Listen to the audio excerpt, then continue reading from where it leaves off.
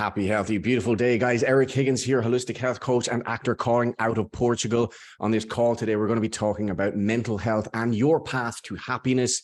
And of course, we are joined by world expert, functional medicine expert, Dr. Bobrakowski, 33 years of clinical practice, helping not only elite athletes to become their absolute best, but also regular people to come back to health, even in situations where they are apparently at death's door with stage 4, some issue or some challenge that they have going on. But thankfully, functional medicine, good advice has brought them back to health. And Dr. Bob is certainly someone who is no stranger to problems. And of course, mental health being such an impactful and powerful topic for everyone, we need to give this some time, give this some weight. We're not going to cover everything in one call, but we certainly will open the doors to perhaps some new ideas for you guys so that you can start to live your absolute best life. Dr. Bob, so great to have you here, showing up for us each week and educating and empowering people to live their absolute best life. So thank you once again for sharing your time with us today. Eric, you're always welcome. How is your day going so far? A busy day in the clinic? It is. You know what? It's actually an epic, beautiful, amazing, wonderful day. And it's funny, I had a patient in that's been a patient 30 plus years. And he usually comes in when he has crisis. And he said, "How you doing?" And after I answer, he says, "Why do I even ask? You're always doing really good." The answer is maybe not always, but I'll tell you what, it's pretty doggone close. And so we try to get those moments that aren't so good, find the good in them and parlay that into better. And that's part of what we're going to talk about. A lot of life is mindset. So much of it starts between our ears, and that's where, sadly, so much of the world is challenged. So I'm excited to share and have a good conversation about how we can get better in terms of that mental health. Absolutely. And part of our mission this year, or our main mission really, is to impact the lives of 100,000 people. And when we get the body give the body the right nutrition, the right fuel, the right tools in order for it to function well, this is going to spread. This is going to grow. Good information will spread like a beautiful flower or like a beautiful tree. And that's what we really want to actually inspire and instill in people, is to use tools that really make a difference and share that with people you love and that you really care about. But when it comes to mental health, Dr. Bob, why should people make this a number one priority in their lives right now? Let's take the opposite of mental health. And it can take on many different things, whether we're talking about depression, anxiety, bipolar, or even worse.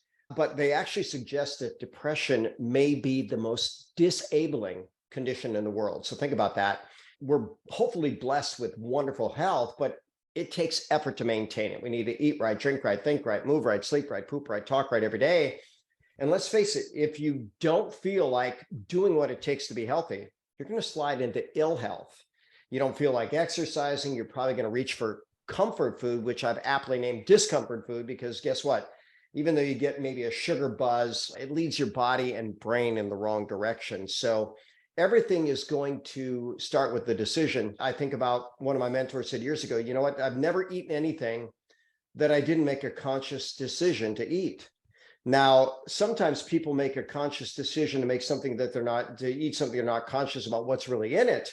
But the more conscious we become, the more diligent we become, or as Agamemnon said, the more zealous we inspect all things that we are allowed to enter our mind, our heart, our soul, and our body, the better off we'll be and the better the world will be.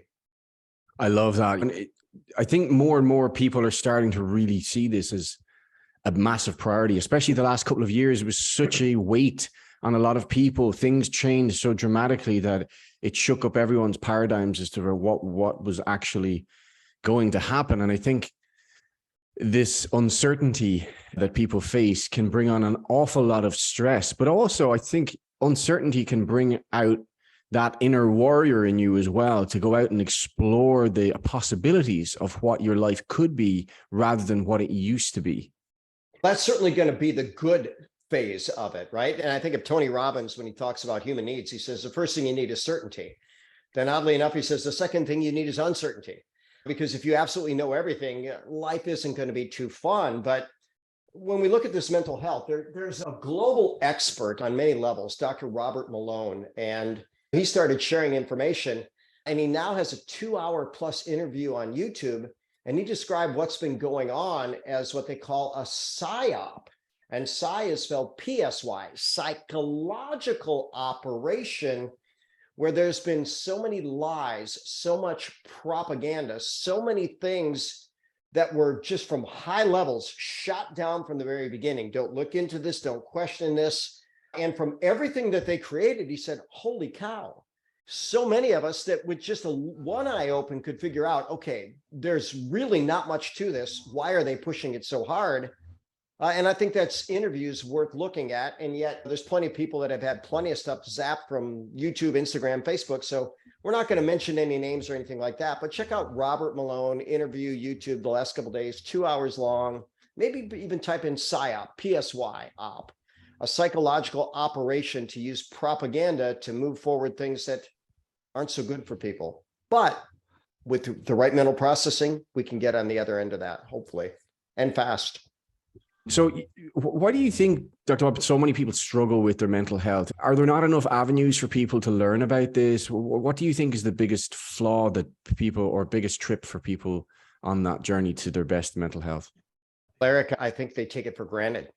Just that simple. I tell people that the brain is the most nutrient dependent, energy dependent, stress vulnerable, toxin vulnerable system in our body. And that's well documented in the medical literature, representing only 2% of the body mass, getting 20% of the blood flow at rest. That's very significant. First and foremost, we know malnutrition, number one cause of death on the planet, has been for a long time. And that's what the powers that be say. But stress, I think that might even be top. And when your body's in a stressful circumstance, your brain blood flow is altered, your ability to make good decisions is altered, your ability to make happy chemicals is altered, your push towards anxiety, all those things happen. Toxins, my gosh, there's so many of them on the planet. And then we did a little Instagram reel, God bless the people in Ohio, with that train derailment where they're saying that may be a new Chernobyl, and then not moving around. When you actually engage your muscles powerfully, you release a compound called brain-derived neurotrophic factor that's so good for the brain. And I've said it for you since this study came out about 5 years ago. Harvard did a study. They said, okay, we're going to take 3 groups of people. One, we're going to give Zoloft. One, we're going to give exercise. One, we're going to give Zoloft and exercise. 6 months into the study, the only group that was better was exercise only. So crazy enough, Zoloft negated some of the positive effects of exercise. If we're aware of these things, then we can make better choices, and better choices create a better brain, a better life, and a better world. Beautiful. So lower grade food now is seeing that commercially raised foods are really lacking in nutrition. And we can see, you mentioned even our brains are so nutrient dependent and need good quality fats as well so we can make sure we eat the right ratio of foods. And I remember you talking about soldiers and the impact that the diet in, let's say, the US Army, for instance, that the ratio of good omegas, the omegas 3 to 6 should be a ratio, I think, of 4 to 1, but it was more like crazy, like 20 to 1, kind of way out of balance, far too much omega 6 and omega 9s actually that were causing an imbalance in the brain. Could you just speak to how important good nutrition is, especially when it comes to omega 3s and the impact on the brain, and why a lot of people actually struggle to get more omegas into their system? First and foremost, it's a global deficiency. Omega-3s come from cold water plants to some degree, cold water fish, grass-fed organic beef can be a very good source with a good ratio as well. But someone started looking into that years ago, and they found out for every death on the battlefield, unfortunately, there aren't many battlefield deaths, but there was 25 to 1 deaths related to suicide in our military. Those people that put their lives on the line to protect all of us. And when they started looking at the omega-6 to omega-3 ratio, they realized, holy cow, they're getting genetically modified soy. They're getting all kinds of grains. They're getting all kinds of vegetable oils. And they're not getting anything that's of value in nutrition. They're under a lot of stress. They're very intoxicated. I had an individual come in that he had been to the Mayo Clinic and all kinds of problems, severe chronic fatigue and this and that. And they talked about what they called Gulf War syndrome. These people were exposed to so many different toxins, given so many different shots, all with horrific toxins. We put this guy on a detox and a stress reset and gave him some good omega-3s. And just 10 days later, after you've been struggling for years, I asked him the question, 0, no change, 100, perfect, ideal, how much better? He said 75% in 10 days. So sometimes we can turn this around quickly, but when we look at that omega-6 to omega-3 ratio, it's going to determine how good the body is at modulating the inflammatory process. And it suggested the ideal ratio is about 1.5 to 1, 1.5 omega-6 to every 1 omega-3. Standard American diet, 10 to 1, 25 to 1, or even worse. And in the animal model, if you create inflammation, you actually change brain chemistry towards depression and anxiety. And very simply, Mark Hyman, a New York Times bestselling author, said this: an inflamed brain is a depressed brain. There's so many things that we can do to help, but they're all proactive. And again, if someone's depressed, do they want to eat broccoli and chicken, or do they want some kind of fabricated food high in sugar that they get a quick buzz off of, but ultimately moves her in the wrong direction? The sad reality is we know the answer to that. Those foods are cheaper, a lot more readily available, government subsidized. And when people keep putting it in their body, they keep moving in the wrong direction.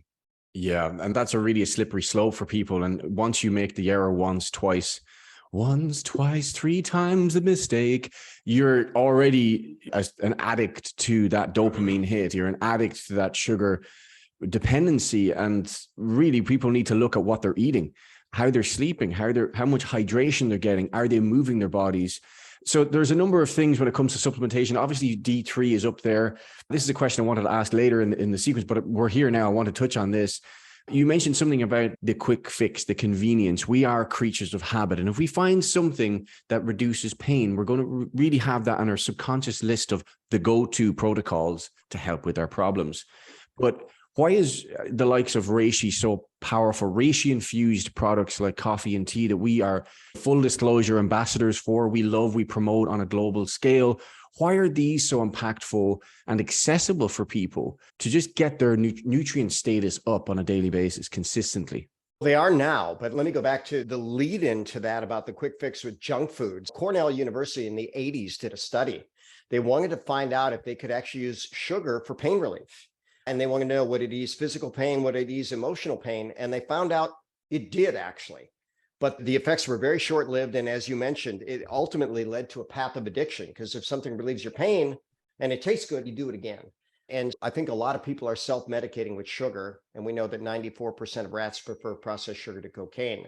Now, when we go to Reishi, right, it crosses the blood-brain barrier. It actually increases nutrient delivery. So as the top superfood on the planet, it's got all the fabulous 50, all the vitamins, minerals, amino acids, proteins, carbohydrates, fat, fiber, and water in doses that make a difference to human health. So the brain is going to get the nutrients it needs, including some of the omega-3, even though I certainly recommend a whole lot more of that. It's just going to clear out toxins. It's going to modulate the inflammatory process. It increases oxygen delivery. And we look on down the line, and then there's some very specific things that the medical literature shows. It can actually dissolve brain scar tissue. It increases the happy chemicals, serotonin and dopamine, the calming chemical GABA, the neurotransmitter of memory, acetylcholine, and it also even induces brain stem cells. No downside to it. And then the genius that Organo came up with so long ago is they put it in coffee and tea. And so here, I've said this for years, but I put people on a nutrition program and they're diligent until the problem goes away, and then they pretty much stop. But when it comes to coffee or tea, hey, people consume it multiple times a day, every day, never needing to be reminded, never planning to quit. And besides water, it's the top consumed beverage on the planet. So why not? Over 2 billion cups a day. It's absolutely genius, safe, effective, and not just for mental health, but really across the board. Anything that you could think of, we'd have a hard time. Here's what we know. It first does no harm. And for a lot of people, it's the change their body needs to overcome whatever they're dealing with. And just a fun case, right? I had a woman, stage 4 cancer, and really struggling. And the update today is her body had developed something called chemo resistance. So the chemo was no longer killing the cancer, but it was killing her body. And the doctors were stuck. What are we going to do? They didn't know what to do. We put her on a good detox and a good Reishi protocol. And the medical literature says Reishi abolishes chemo resistance. And to the shock of the oncologists, they came back and said, we don't get this. The chemo is working again. The cancer is shrinking. We're getting ahead of this. That's a good blend of Western and, or man's pharmacy and God's pharmacy, right? Western and Eastern medicine. Pretty amazing stuff. Absolutely is. Well, and we've got tons of resources in our Facebook group. If you guys are new to these calls and want to learn more about what this could do for you, please reach out to whoever invited you onto this call and we can add you to that group. But you mentioned about happiness, Dr. Bob, there, and you always greet people with happy, beautiful day. And I love that because that's that in itself is a mantra to help instill happiness into others, or at least ask the question, am I happy? And I think that is a question that I don't think enough people ask themselves every day. Am I happy? Am I happy with who I am, who I'm becoming, and where I'm currently directing my life? So what advice would you give to people if they're struggling on that path? Like, what has really worked for you to give you, I don't want to say good mental, I'd say exceptional mental health.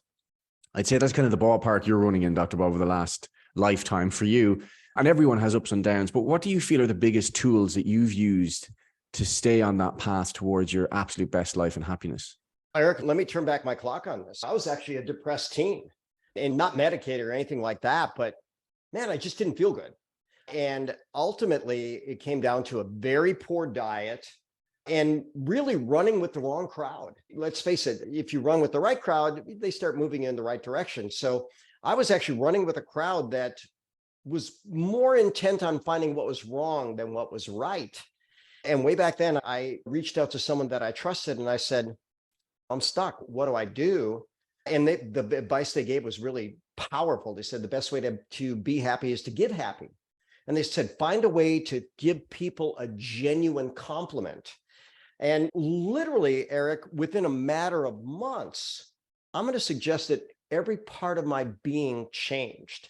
And a genuine compliment, looking for the good. And sometimes you have to look hard. Right? There were people that might have been to find good. And by the way, this mentor also said, keep in mind, everybody offers something good, even if they are a very good, bad example of teaching you what to avoid.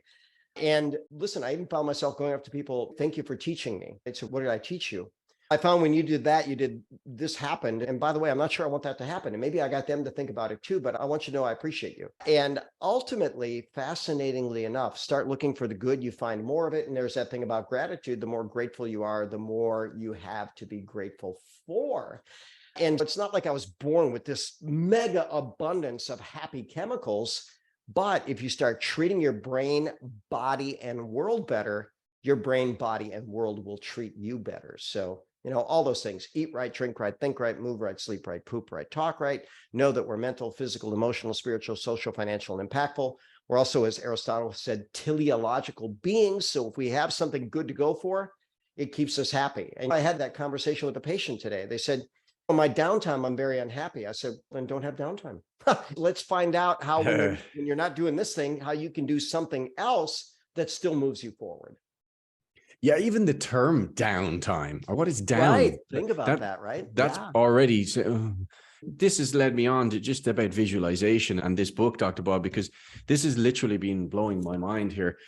I'm not an affiliate for this book or Phil Stutz, but I'm affiliate for tools and things that work. Hence why we both share organic reishi with the world and a number of other protocols that we are passionate about because it works. But this book has just unlocked a number of things in my mind. Because first of all, when I was studying Bob Proctor's work and a course that he was doing called Thinking into Results, he started to use visualization. And I thought, this is fascinating approach, but it's very simple. There's complexity within inside of it, but the process of visualization is very simple, but very powerful. And it seems that Phil Stutz has really embraced that concept in helping his patients to use these techniques in the present to identify where there's blocks and how you can determine these blocks when they happen again, not if they happen, when they happen, and how you can approach this. What was your biggest takeaway from that book that you feel that you've used in your journey, Dr. Bob, and you feel it would be of significance to someone else who's on that path to better? Since you asked that specific question, I'll give the specific answer. He says, no one is exonerated from the work. We always have to do the work and the work never ends. So that was my biggest takeaway. We go to these tools, and one of my great mentors years ago said, this was the best book he ever read. So if someone says that, you go, okay, I'm going in. And then you look at the backstory. So Phil Stutz, Barry Michaels, board certified in psychiatry. And when people would come to him, they were essentially taught to talk about their problems. What's wrong? Let's go back and regress your childhood. Or some people might even say, let's go back to past lives. And who knows about anything about that? By the way, I always love the book, The Peaceful Warrior, when Dan Milne would ask Socrates, what time is it? Time's now. The time is always now. So let's focus on now. But Phil Stutz went back to his professors in college and said, I want to help people get better. How do we do that?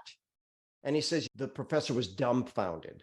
They were not teaching tools. And by the way, I taught a neurology series and a brain chemistry series and a mental health series with a world-renowned neurologist in 2009, Jay Lombard. And he said, the tools they're given are drugs. Those are their tools. And period. He says, if you go to a psychiatrist today, there's a 100% probability they're going to give you a prescription, period, end of story. But Phil has 5 tools that he wrote up in this book. And he calls the first one the reversal of desire, changing your relationship with pain. And then I heard a very insightful, not from Phil, but another TED Talk that said, think about this. We're essentially hardwired to seek pleasure and avoid pain. That's how our nervous system's set up.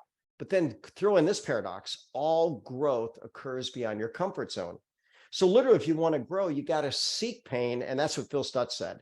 And then he tells this great story when he and his dad were growing up on the Jersey Shore. He was growing up on the Jersey Shore. Dad was already grown up.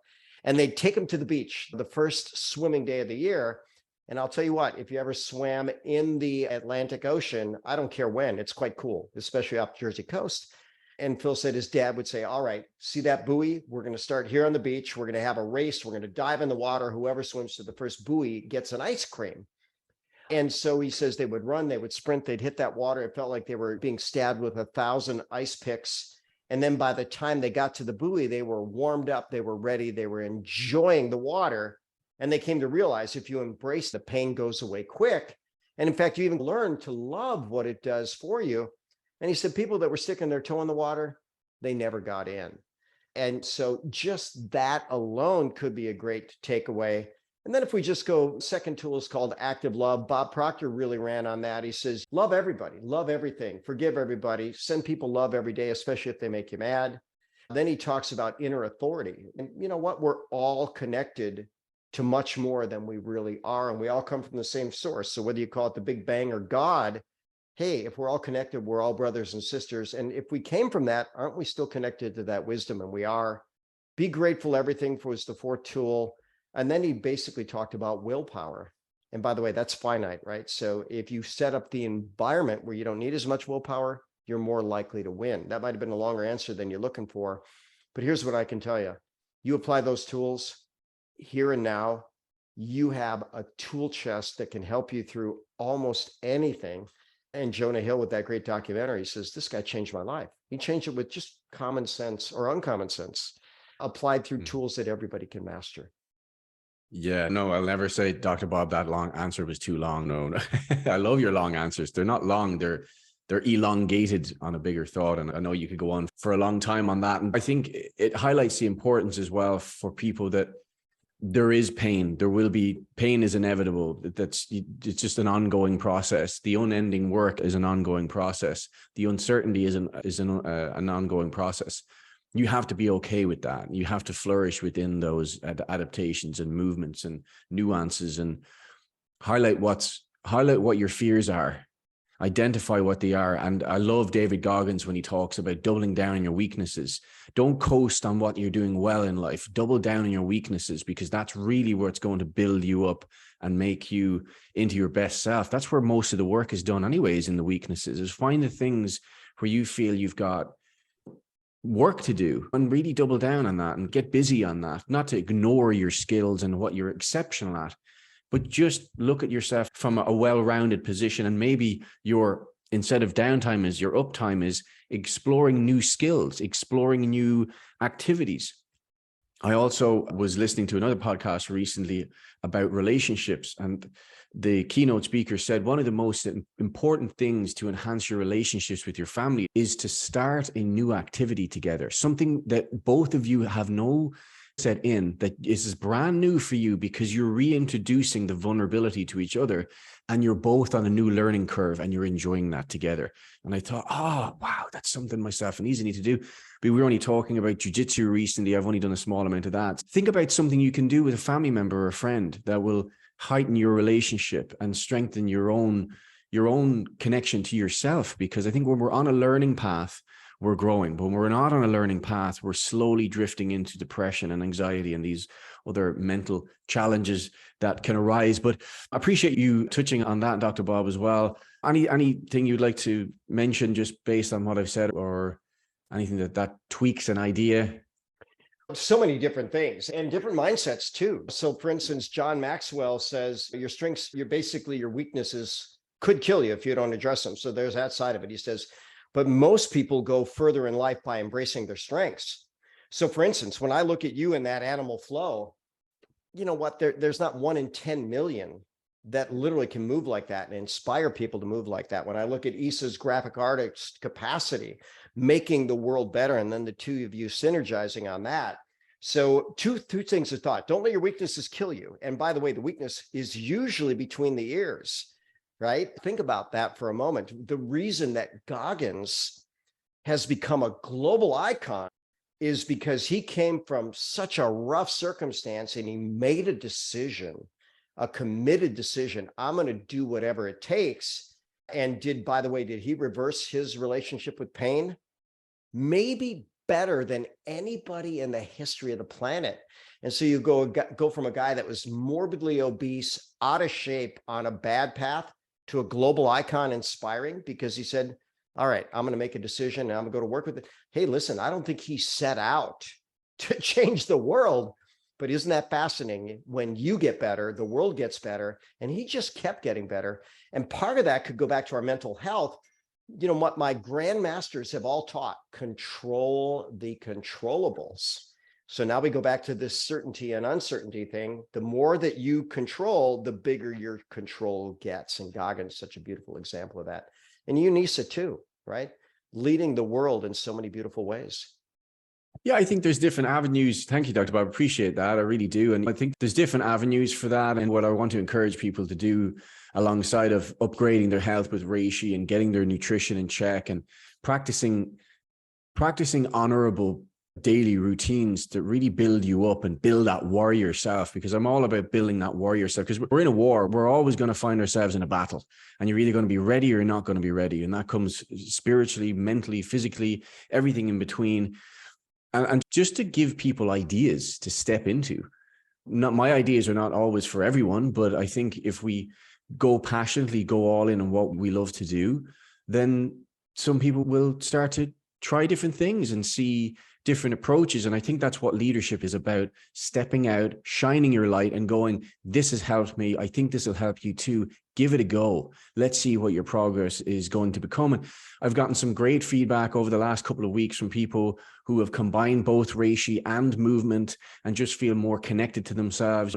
I'm just curious, from yourself, Dr. Bob, in your clinical practice, do you see many people that present with mental health challenges that come to you because you've developed that trust when it comes to the physical body or the nutritional tweaks?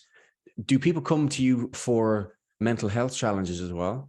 They certainly do. I wouldn't say that's the primary thing that they're coming in with, but understand it's often secondary. It's secondary to chronic illness. It's secondary to chronic fatigue. It's secondary to stress. It's secondary to toxicity, or in the tough cases, all of the above. But I really like your name, Reishi Warriors, and how you describe warriors. And so there's a book called The Art of War.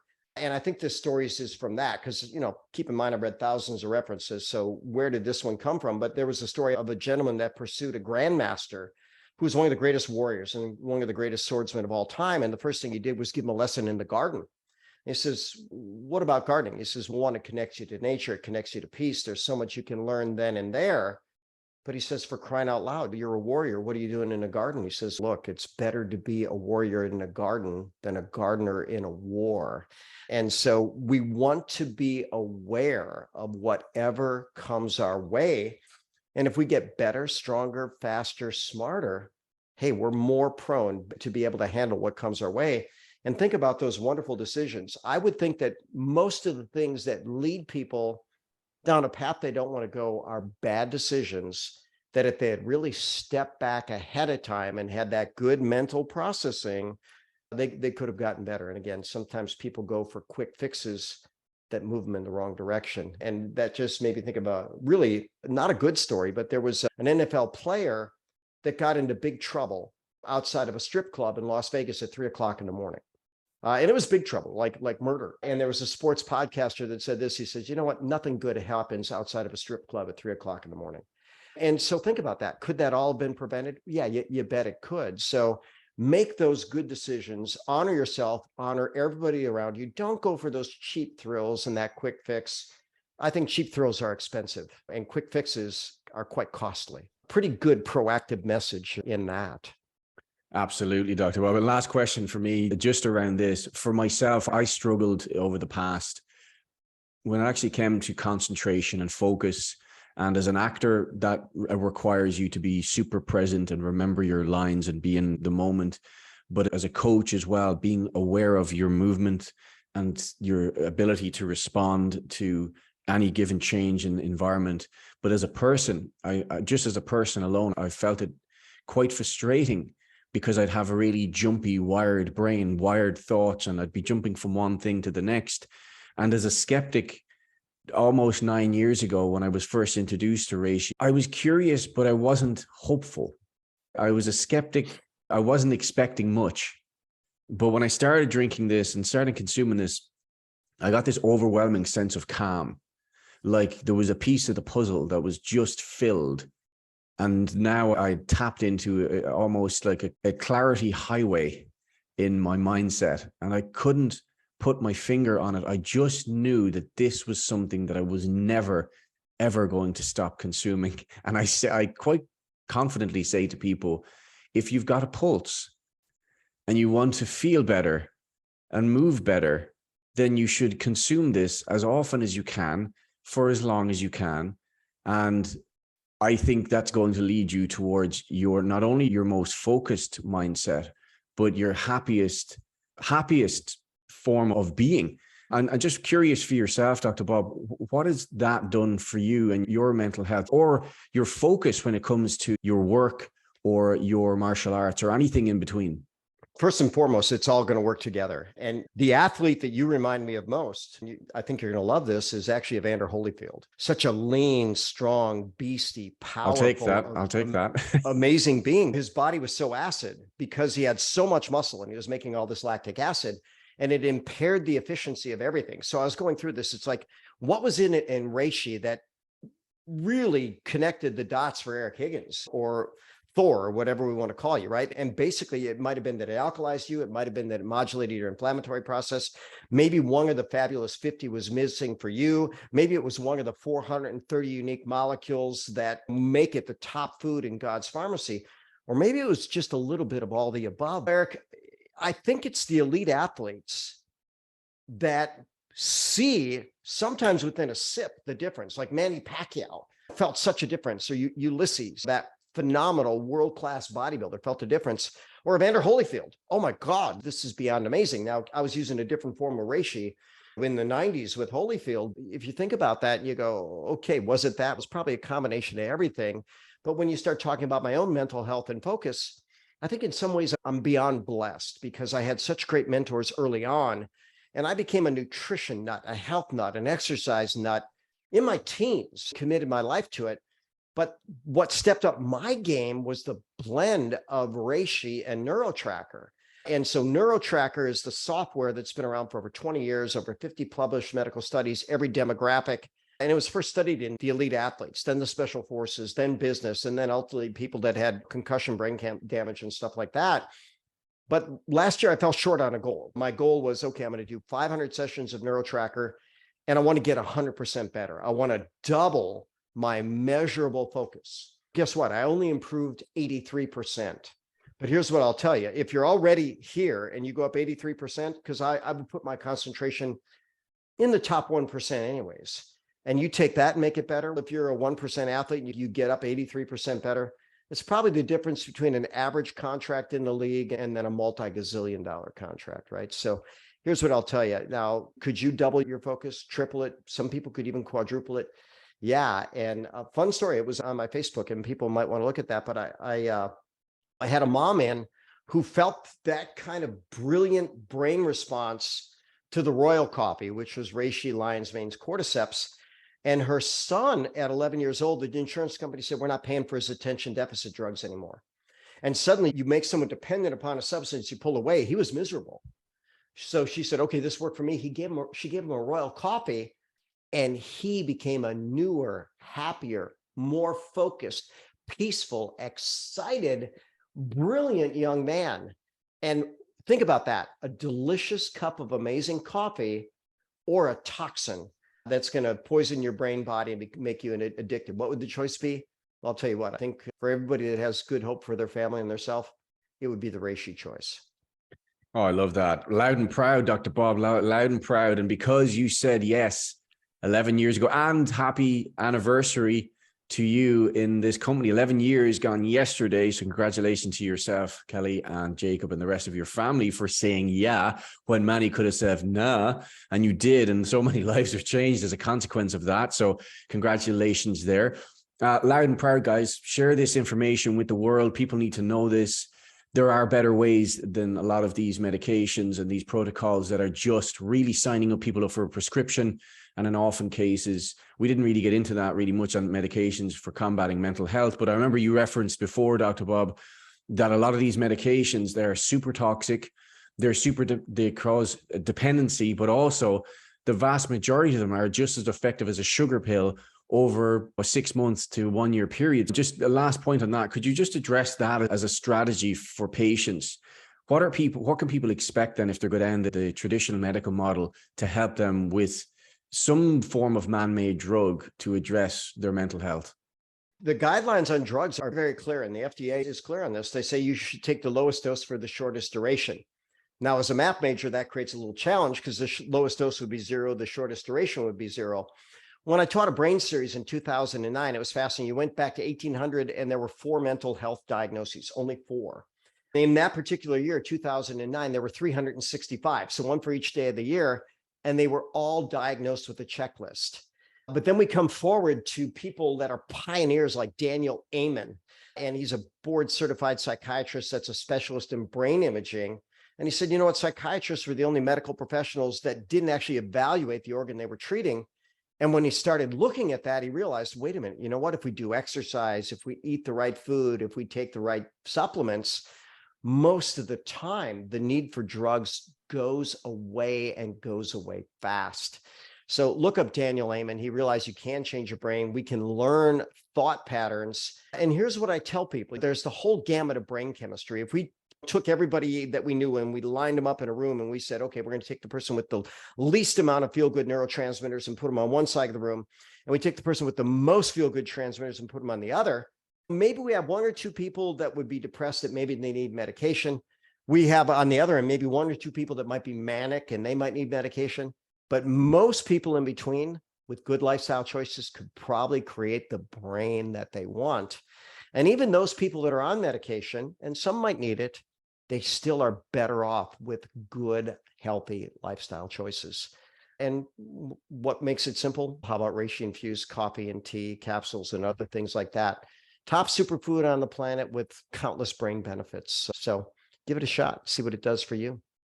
Absolutely love that, guys. If you're just joining the live here and you're curious about Reishi, check Dr. Bob's link or our link here in the bio to try our 1-box challenge.